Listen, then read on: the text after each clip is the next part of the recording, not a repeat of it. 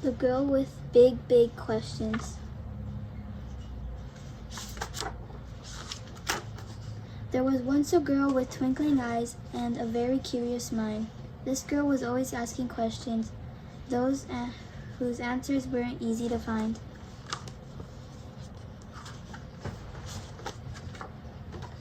The world is so very interesting. She wanted to learn all she could, from what makes a plane stay in the sky to what makes each person good.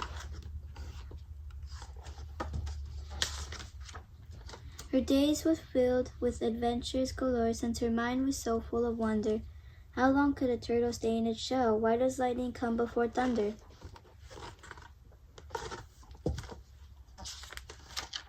Why can't people live on the moon? What happens to stars when they fall? When will you let me stay up all night? Why even have a bedtime at all?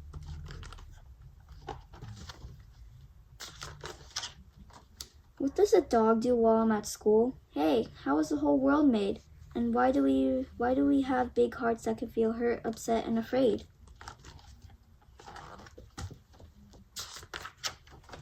Could I fly if I got a good running start? The nearest volcano is where? Are monsters real? What's Spanish for blue? Is it okay if I cut my own hair?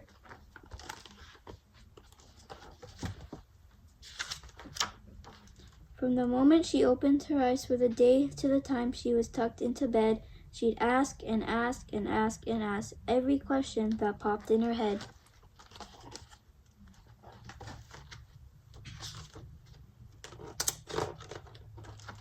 At first, her neighbors, teachers, and friends tried to answer her wonder-filled mind, but after a while, their encouraging smiles were replaced by the rolling of eyes.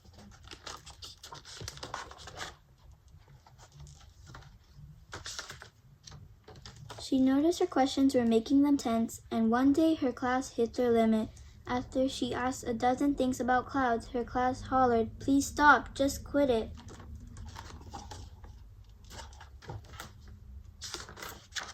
Embarrassed, the girl tried to quiet her thoughts and not raise a voice so curious, so that no one would be too uncomfortable or even worse, furious.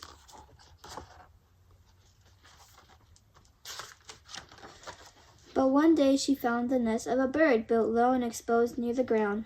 Why would the nest not be in a tree? She wondered and then looked around.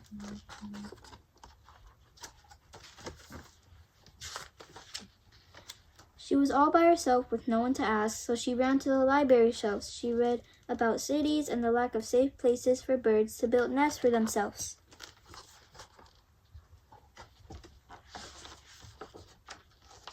Like hunting for treasure, she searched and learned more answers that made her frown. With an urgent report, she announced to her class, "There are not enough trees in our town."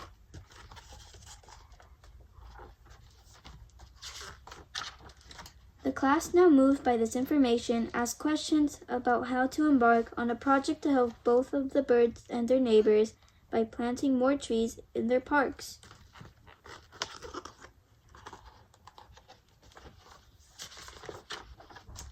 The girl knew then that big questions are good and answers aren't just things to know. They are things to discover alongside each other. Asking questions is how we all grow.